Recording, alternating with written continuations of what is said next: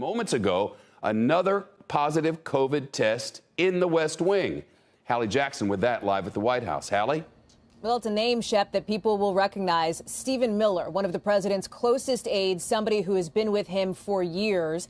He is now confirming on the record that he has tested positive for COVID. Miller says that he tested negative for the last 5 days. He's been self-isolating, and then up until yesterday, he had those negative tests. It switched over, obviously, to positive today. He is now in quarantine.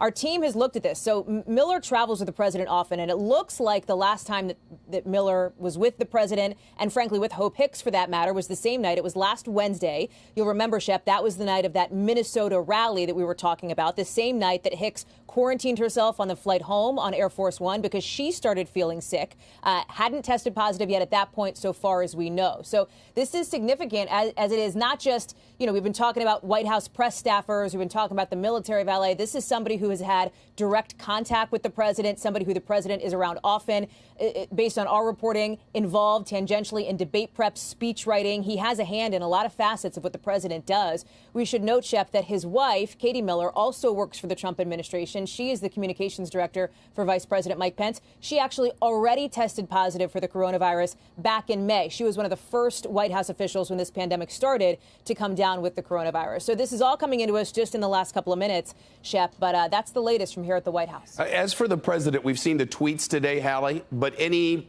official business? Has he been up and about? Do we know? The White House says he's working. We know he's been on phone calls today. I think he talked already about him pulling out of those stimulus negotiations. It's our reporting based on folks familiar with that phone call that he was on the phone with Secretary Mnuchin, Senate Majority Leader Mitch McConnell, and others. So we know he's been kind of doing that. He's been working Twitter, as he often does, trying to sort of tell the American people that he's still visible and he's still out there. But there are some questions now about what he's going to do next, because he also tweeted something interesting, Shep, that he wants to go to the next presidential debate, which is in Miami next week. Now, that is 9 days from now. And if you look at the start of the president's symptoms, which we believe was Thursday, based on what his doctors say, that is about 14 days from the onset of symptoms. What does the CDC say? Well, they say somebody who's infected with COVID may potentially still be contagious up to 20 days after the start of symptoms, just depending on how severe they are. The president's doctors say they're monitoring his viral load, right, which is doctor speak for they're checking on how much virus he's still putting out there to people, and should have a determination. But right now, the timeline is unclear as to when the president will be able to actually get out of the White House and go do the travel that he is so eager to do. Hallie, last night you said the nerves were kind of on edge at the White House and that the place was mostly empty. What about tonight?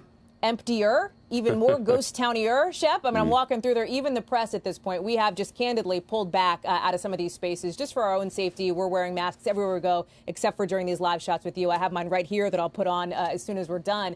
Most people are working from home. There are a couple of people here, as we talked about, who have sort of essential, they're deemed essential workers, so they're coming in to conduct business, but mostly working on that cell phone, text and email, Shep, as usual. Yep. NBC's chief White House correspondent, Hallie Jackson, on the North Lawn. Shepard Smith here. Thanks for watching CNBC on YouTube.